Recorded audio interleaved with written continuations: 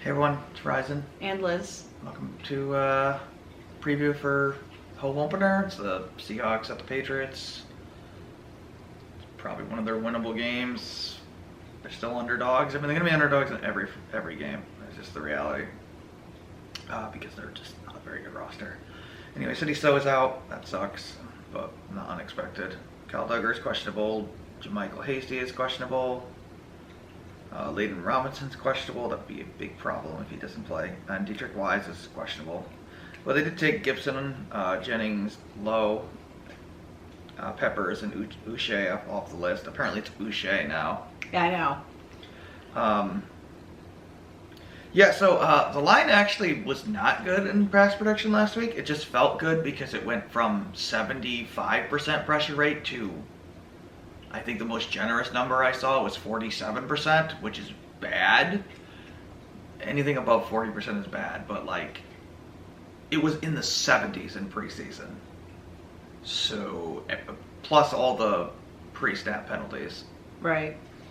So it felt really good because the line was just so bad in preseason, like unfunctionally bad. So here they're just normal bad, which I guess we can work with. Yeah. Which is crazy, but anyway, Seahawks, they got I have no idea how to pronounce their linebacker's name. Uchenna Nwosu out with his knee. Farrell Brown's out with his foot. He used to be a Patriot last year. Yep. Kenneth Walker III is doubtful with his oblique. What a weird injury to get. He's the running back, right? Yeah, he's the running back. That would be a big blow if he doesn't play That for would the be a big team. blow. For Well, them, it he's would be. doubtful. George Fanther tackles doubtful with a knee. It's another big deal if he doesn't play, I know it actually. is. Jerome Baker's questionable with a hamstring. Hamstrings are usually pretty tough. Yeah. Tyrell Dotson, questionable with his shoulder. They took off Lockett, Jones, Rick Woolen, Trey Brown, Noah Fant, Tomlinson, and Bradford. Getting Tyler Lockett back would be pretty big for them. Sure would. But, yeah, the Seahawks offensively are probably better than New England, but Did you know it's the first time in 10 years they faced Geno Smith as a quarterback? it's so weird. I know. The fact that Geno Smith is still a quarterback in the NFL is so weird to me. But whatever. I mean, the guy has improved from what he was. He used to be, like, really terrible. Didn't they make the playoffs last year? Yeah. Or they got close to the playoffs last year? They made it recently. But it was either last year or the year before. Yeah, I don't can't know. remember. They made it relatively recently. I thought they But did. Geno Smith, they got creamed in the first week. Yeah, Geno Smith went from being really bad to being at least an average quarterback. He's kind of like Jacoby. He's probably They're both serviceable. Geno's probably better than Jacoby, honestly, but that's not saying much. No. Anyway, the Patriots are going to need more into their pass game because 122 yards. That's not going to cut it. So we need more targets for Pop Douglas. We need more really production out of him because he's, I think, their best receiver. Apparently Pope was pretty open in the last game. He was, and they were for some reason ignoring him. I don't know why. That's on Jacoby, really. Obviously, he's not saying the reads. Right. The line, really, I want to see that line pressure get under 40%. I mean, or at least close to it. But the Seahawks got a good D-line, so I don't know. They're a pretty physical team overall. Yeah, it's going to be hard to run the ball as effectively as well. So we need more out of the pass game. But I would expect the Patriots defense to match up pretty well against Seattle's offense. So Yeah, who's good on their offense? Like well, who's they a good have some fast receivers. I mean, they got Lockett. I mean, they got speedy receivers, but I can't believe he's still in the NFL. I mean, they got good running backs, and they have a mediocre quarterback. So I mean, they're better than us. I'll put it that way. But they're kind of in. I guess they are better than us. Yeah. Offensively, yes, they're Yeah. way better than us. They're Yeah. not good, but they're not terrible. They're 3.5-point favorites. Like, I mean, they're not like Kansas City, but I mean, they're a functional offense compared to what we got, which is probably below average.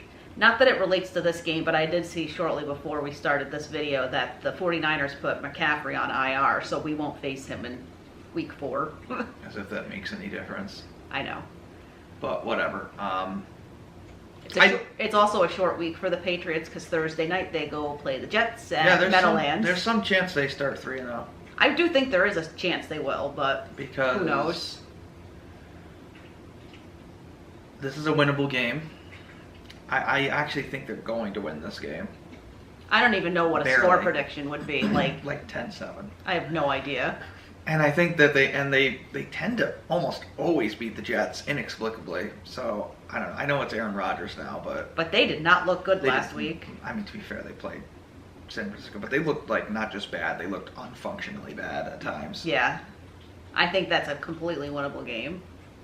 It's always winnable when they play the Jets, no matter who the Jets have. It just is. I don't know why. I mean, maybe this year will be different, but I don't know. But yeah, they could start 3-0 and then get creamed by 49ers.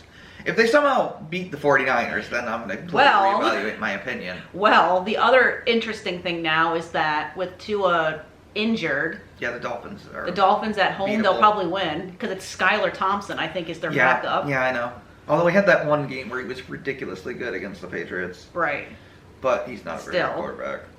That's a possibly winnable game. I would expect to see no more of Tua for the rest of time. I wouldn't either. I can't imagine they're going to allow him to play anymore. That's like his 5th concussion. He's done. Third. It's his 3rd. Are you sure it's his 3rd? Yeah, I think he's got more than 3. 3 is the number I keep seeing all over the internet. I guess it probably is his 3rd because he got 2 back to back. Right. 3 is the number I keep seeing on the internet. He also had I think he had a really bad shoulder injury too. Yeah. I mean, honestly, for his own health and well-being, they need to make retire. him retire. They got to get. He should. He's got to retire. I mean, he's not even that good a quarterback to begin with. No, he looked really bad. I mean, depending on what Drake May is, Tua could end up being the worst quarterback in the division if May ends up being really, really good, which I think he will be. Right.